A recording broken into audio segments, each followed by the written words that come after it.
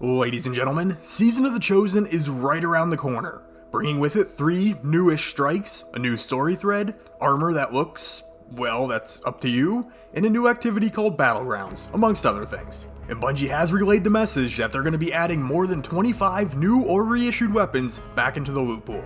Hopefully we see a lot more new than reissued, and hopefully these weapons are interesting. Is 25 to 30 weapons going to be enough? Maybe. It's really going to depend on the quality of the loot. But in Season 13, we are going to be net positive when looking at all the weapons that are about to be gobbled up by sunsetting. When Season of the Chosen rolls in, 21 legendary weapons will be left at power level 1260. This is going to be any weapon that was introduced or reintroduced in Season 9, Season of Dawn. And this isn't going to turn into one of those sunsetting is bad, grab your torches and pitchforks videos. So regardless of how I feel on the matter, do you know what happens if I complain about it? Nothing! So rather than waste my breath, as we look forward to the next season, I thought it might be nice to take a look back at the weapons that are being left behind, and maybe try to find some suitable replacements for these guns. And by a suitable replacement, I mean a weapon that matches the archetype and the weapon's kinetic or energy affinity. And no exotics either, that would kinda be cheating. And just keep in the back of your mind, with the next season, there might be guns added that are going to serve as better replacements to these. But for now, if you do end up enjoying the video, please remember to leave it a like and consider subscribing to the Ironworker Gaming channel if you're digging the content and you'd like to see more. But let's get into the video, starting off with a look at the general loot pool weapons that are about to be sunset.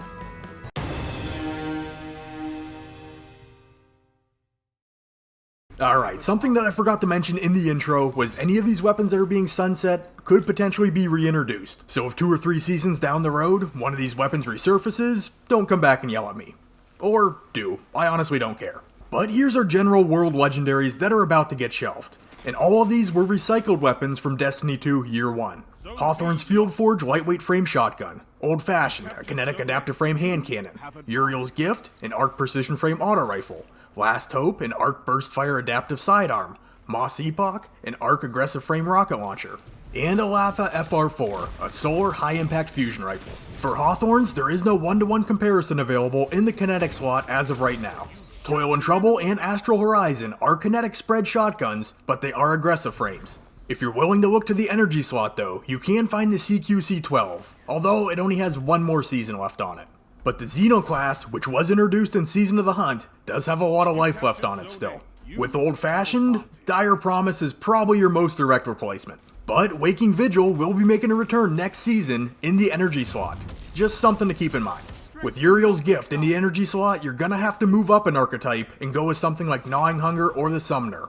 Both are great options. If you're willing to look to the kinetic slot though, both of the Festival of the Lost ARs, Horror Story, and the Braytech Werewolf are precision frame auto rifles. Also the 7 Seraph Carbine, while it only has 1 season left, does fall in the same archetype. For the Energy Burst Fire sidearm The Last Hope, I think the Iron Banner sidearm Fool's Remedy should serve as a very solid replacement. A good substitute for Moss Epoch is gonna be Huscow. It's almost a perfect replacement. It is an adaptive rocket launcher rather than an aggressive rocket launcher, but it does share the same elemental type. And lastly, with the Alatha 4, I covered this in my Glacioclasm video, but you only have 2 options in that archetype. You can go with Glacioclasm, which is currently unavailable, or Exile's Curse, which is locked in Trials. Main Ingredient or Hollow Words can be good replacements also if you don't mind a softer hitting fusion rifle. And that's 6 down, 15 more to go. Let's jump into the soon to be sunset Sundial weapons.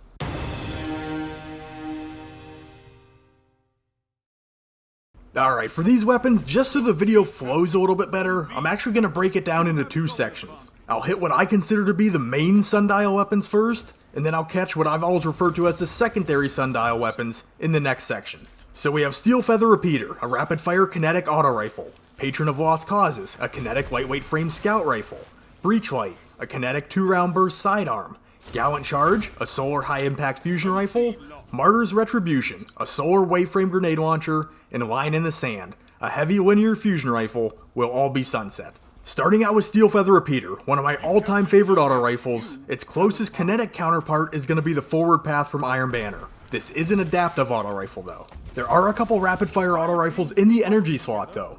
You could use Arctic Haze from the Europa suite of weapons, or Reckless Oracle from the Garden of Salvation raid. For Patron of Lost Causes, as a kinetic lightweight frame scout rifle, we do have a solid option you can switch to. Night Watch is almost a perfect shift for this one. Next, Breachlight, which is kind of a rare one. There weren't many 2-round burst sidearms to begin with, and none of them are going to be power relevant next season.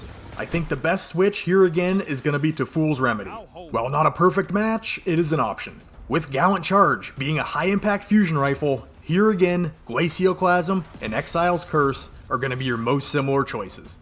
For Martyr's Retribution, the Season of the Hunt Waveframe Grenade Launcher Deafening Whisper is your match.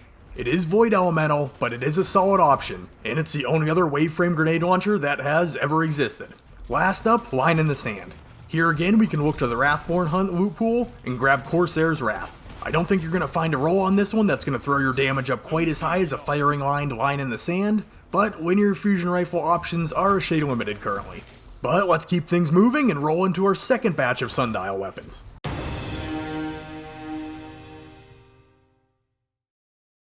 Alright, here's our next set of weapons that I've referred to as secondary Sundial weapons. 2 of these were Season Pass legendaries from Season of Dawn, and 4 of them were repurposed Year 1 weapons from the Curse of Osiris expansion. So we have Saint 14's personal kinetic rapid fire shotgun, Perfect Paradox. There's an energy adaptive hand cannon, Jack Queen King.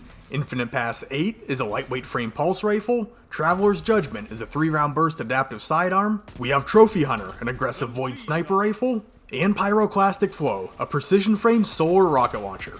For the Perfect Paradox, you're kind of in a tough spot looking for a great replacement in the kinetic slot. But the Ikelos shotgun in the energy slot is a solid rapid fire shotgun that you could consider.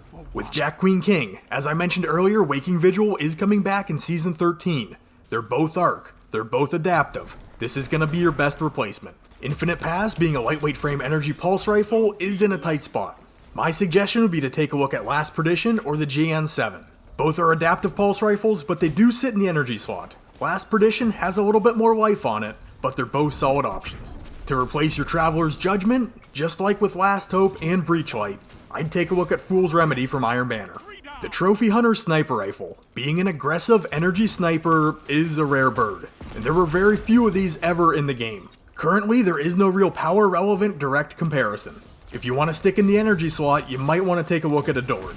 Or if you can swing moving to the kinetic slot, Bite of the Fox from Iron Banner, Eye of Soul from Trials, or the Succession from the Deepstone Crypt Raid will all scratch the aggressive frame itch. And to round out this list is the Pyroclastic Flow Solar Rocket Launcher. Sub-Zero Salvo from Europa and Tomorrow's Answer from Trials are going to be good options. Neither of these are solar rocket launchers, but it's probably as close as you're going to get. And with that out of the way, we're moving on to our last set. The Ritual weapons.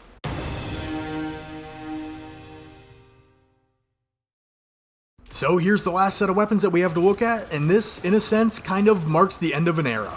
In Season of Dawn, the last true set of core activity ritual weapons were added to the game. We saw Buzzard, a kinetic adaptive frame sidearm, as the Vanguard ritual weapon. Python, an aggressive frame void shotgun, could be found in Gambit, and the Komodo 4FR linear fusion rifle was the Crucible ritual reward. Now, replacing these weapons in a broader sense than fire rate and elemental affinity is a tall order, because they all came with curated roles. And while they weren't nearly as strong as their pinnacle weapon predecessors, in their day, they were quite unique. When looking at Buzzard, Enigma's Dawn should give you a similar feel in the kinetic slot, but it does fire a little bit slower. Drang is always there in the energy slot if you do want to go that route though. With Python as an energy aggressive frame spread shotgun, you only have one choice to move to. And I really don't even want to say its name, but what I will tell you is that if you don't have Wellfinter's Lie, it will be added to the weapon kiosk at the tower next season, according to Bungie. Lastly, Komodo. Just like Line in the Sand, your best replacement is going to be in the Wrathborn Hunt loot pool, Corsair's Wrath. And that's it. 21 weapons that are no longer going to be power level relevant next season, and some weapons for you to consider if you're looking to replace them.